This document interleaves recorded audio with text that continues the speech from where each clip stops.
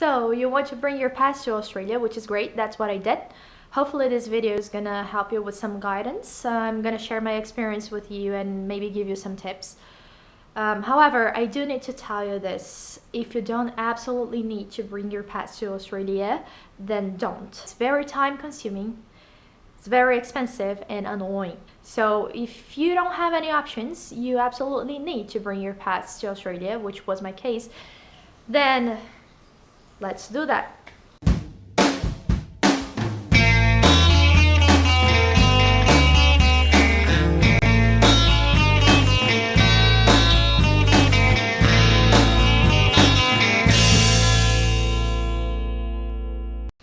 Step number one, it may seem very obvious, but you do need to visit the Australian Agriculture Department's website. Just Google that. It's gonna be there for you. All the information you need to know for your case. My case, I brought dogs from the US. If you are in a different country, or if you're bringing a different type of pet, such as a cat or a bird, then rules may apply differently to your case. So make sure you do visit their website. They have everything you need to know. Step two, equally as important, talk to your pet's veterinarian right away. They need to know that you're gonna go to Australia because it's gonna be a lot of work for them as well. Not all of them are gonna be up for the task, and you do not want someone that is gonna quit halfway through. One thing that I have to tell you right now is that everything that you're gonna go through with your pet must be performed by a government approved veterinarian, which means that it has to be a licensed vet. Now, your friend that is in the last year of vet school cannot do anything for you. It has to be a licensed veterinarian. Otherwise, nothing that you're gonna do is gonna be acceptable for Australia. You may be wondering by now if your pet is gonna be quarantined, and the answer is yes. Your pet is gonna be quarantined at least for 10 days in a quarantine facility here in Australia. Before I start talking about all the details related to the quarantine and about all the process for preparing for a trip, just keep it in mind that if your country is not among the countries on this list, then the process is going to be different to your case, and you're either very lucky or it's going to be even more difficult to you. But I'm going to get to that by the end of this video. Keeping that in mind, let me explain how the quarantine really works. The quarantine is actually 6 months, with 10 days that are mandatory in a quarantine facility in Australia. Now, that 6 months of quarantine can be done in your own country, which means that your pet cannot leave your country for 6 months before it goes to Australia. Now, the quarantine only starts counting down once you had your pet tested against rabies, which is step 5 in this video. So we are gonna get to that step. Before that, the quarantine does not start counting down. So if you did 6 months of quarantine in your own country, then your pet only needs to stay 10 days in a quarantine facility in Australia once it gets to Australia. Of course, if everything is correct with the paperwork. Does it make sense? I hope so. So keeping that in mind, let's move to step 3, which is microchip. You have to microchip your pet. Now, if your pet is already microchipped, well, then you have 2 things to keep in mind. One of them is that the microchip needs to be able to provide a 15-digit code when scanned, which means that if your microchip does not provide 15 numbers, then you have to microchip your pet again. And I had to do that with my dog. One of my dogs has 2 microchips, and only one of them works here in Australia. The second thing to keep in mind is the date of vaccination. You have to vaccinate your dog after you microchipped your dog, because the vet has to scan the microchip and attach that number to your vaccination certificates. It's the only way to prove that your pet was actually vaccinated on that day. So the implant date of the microchip has to come before the rabies vaccination. And if your dog was already vaccinated against rabies this year, you may have to revaccinate your dog. I had to do that with my dog, and I did even call the Australian Department of Agriculture, and they said, nope, you have to microchip first, then vaccinate your pet, and then move to the next steps. Moving to step 4, which is kind of obvious, you have to vaccinate your pet against rabies. If you already vaccinated your pet against rabies, then check the validity of that vaccination. If you haven't, then vaccinate your pet against rabies. Don't forget to, from now on, do everything scanning the microchip. Every time you go to the vet with your pet, the microchip has to be scanned. Everything you do has to have the 15 number code attached to all the certificates, all the procedures in the vet. So don't forget that. Step 5, rabies testing. After you vaccinated your pet against rabies, you should wait about 3 weeks and then you can test it against rabies. And the way this works is that you're gonna have to take your pet to your licensed veterinarian and have it withdrawn blood for the rabies test and ship this blood to a laboratory which is approved by Australia. Which means that you're probably gonna be shipping this blood to very far away. Find out which laboratories in your country are approved by Australia to do that kind of thing. And go to the Australian Department of Agriculture and double check all the requirements for the rabies testing, because they have requirements regarding the type of test, the levels in the blood, and so forth. So if you completed steps 1 to 5, quarantine start counting down right now. But you're not done yet. Step 6, apply for an RNAT declaration. The RNAT declaration is the rabies neutralizing antibody titers test declaration. That thing is the thing that you're going to use to apply for your import permit, and you have to contact an official government veterinarian, which is not your licensed veterinarian. It's a government veterinarian who is going to fulfill the declaration for you. In the US, this veterinarian is in the USDA. In your country, it's a veterinarian that represents your Department of Agriculture in your country. Call the official veterinarian to find out the documents that you need to bring with you. You are going to need the official rabies testing report from the approved laboratory, and you're going to need some things extra, such as rabies certificate and some other documents. So make sure you give them a call before you go over there, because you're probably going to have to drive a few hours to go to the next official government veterinarian. And you may be asking this, but you do not need to take your pet with you when you go see the official government veterinarian at the USDA or in the agriculture department in your country. You just need to take the documents with you. Having the RNAT declaration, now you can move to step 7, which is applying for an import permit online. So they have the instructions in the agriculture department's website of how to do that, but the system you're going to apply to is called Beacon. So you're going to go to that platform, you're going to create a new application for an import permit and add all your pets over there. You're going to pay for it and wait a little while until you can get this permit approved. So now that you've applied for your import permit through the Beacon system, you have a few days to relax and wait to your permit. But as soon as you get your permit, you should move to step 8, which is actually to book the quarantine for your pets. To do that, you're gonna have to have the flight number and the air bill number related to the transportation of your pet to Australia. And if you're preparing for this trip ahead of time, you're probably not going to have that information, because they only let you book your pet's transportation within 10 days of your trip. So what I was instructed by Qantas was actually to use one of their flights that accept pets and just add 8 random numbers for the air bill, which it sounds funny, but you need something to type into the system to try to book the quarantine for your pet. From now on, be aware that the next steps are actually going to be done within the 2 months before export, and you have a little break. And if I were you, I would go to step 9, which is purchase your pet's travel crate. And to be honest, I started training my dogs way before that, so you don't need to do this as in step 9. I would, as soon as you found out that your pet's gonna travel wherever in the world by cargo, I would purchase the crate and start training them right away. And I actually intend to make another video of how I train my dogs for the trip.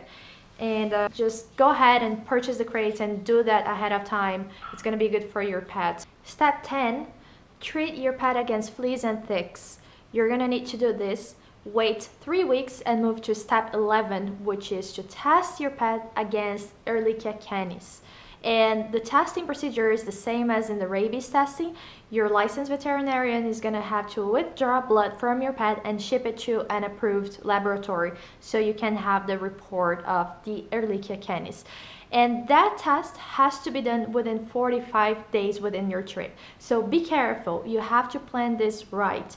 The test has to be done within 45 days of the export, and before that, 2 to 3 weeks before that, you have to treat your pet against fleas and ticks so that you can perform this test. Step 12, if your dog is desexed, it doesn't need to go through this one. But if your dog is like mine, not desexed, then you have to test your dog against Brucella canis. And again, the same procedure, withdraw blood by a licensed veterinarian, shipped to the approved laboratory so you can run this test.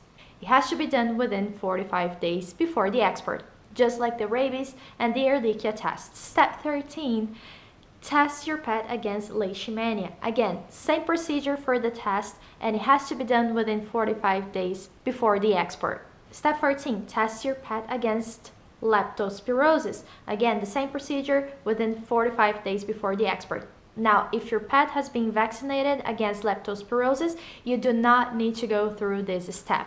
Step 15, treat your dog against internal parasites, and you have to check the treatments that are approved by the Australian government. So go to the website again and check that out. This treatment has to be done in 2 phases, 14 days apart, and the last one must be within 5 days before export. So make sure you put everything in a calendar, otherwise you're gonna get lost within the dates. Just before step 16, you should by now be able to book your pet transportation within 10 days of export.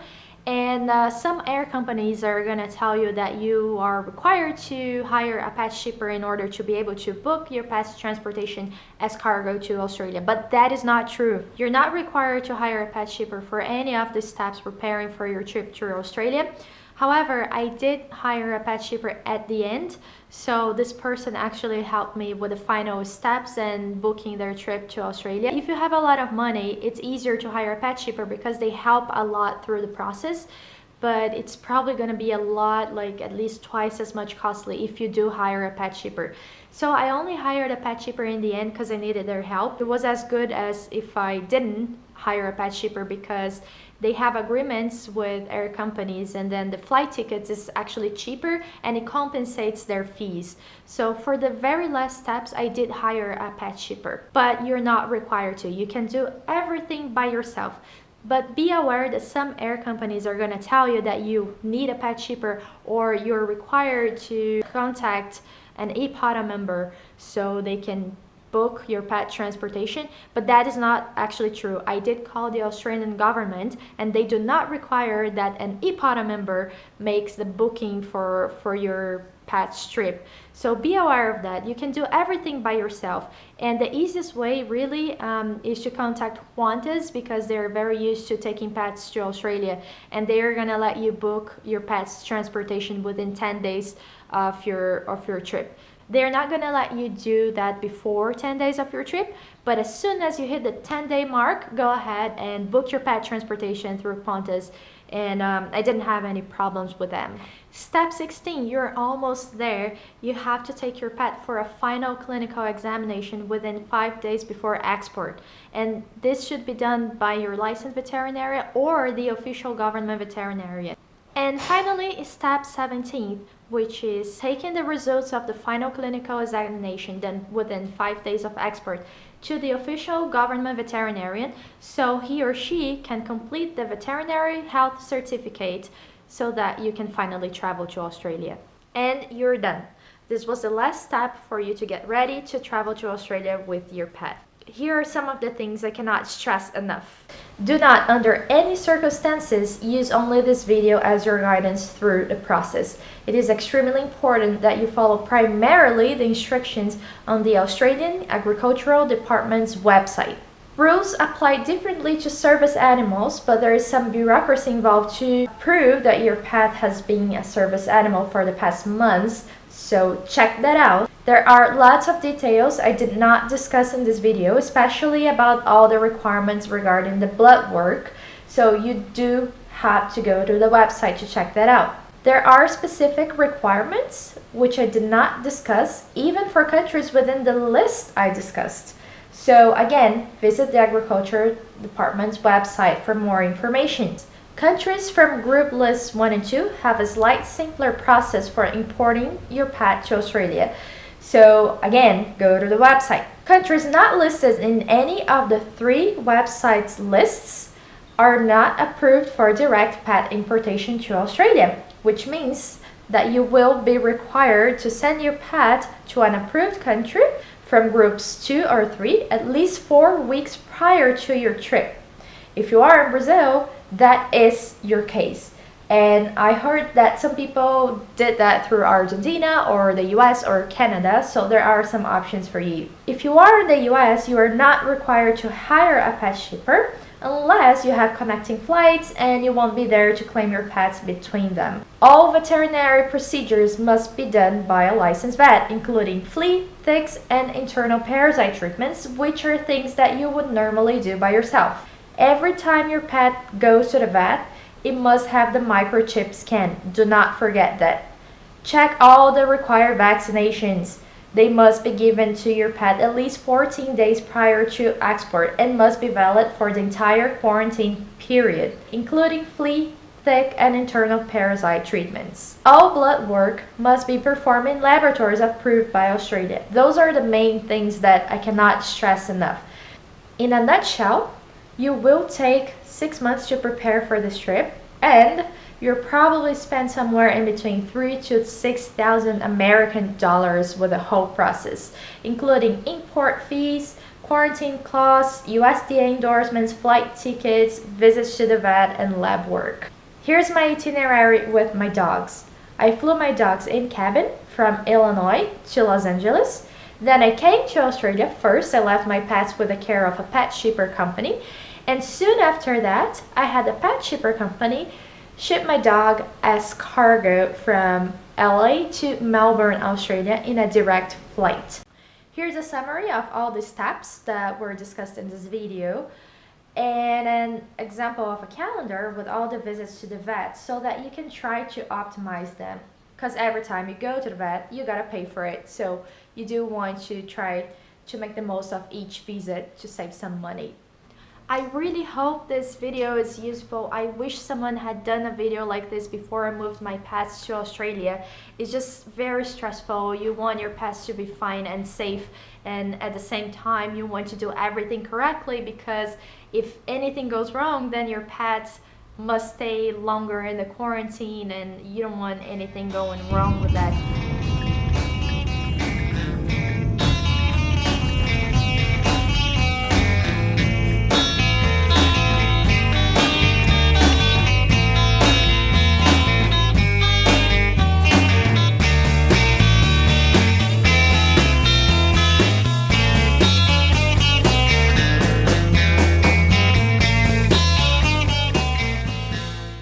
Thanks for watching.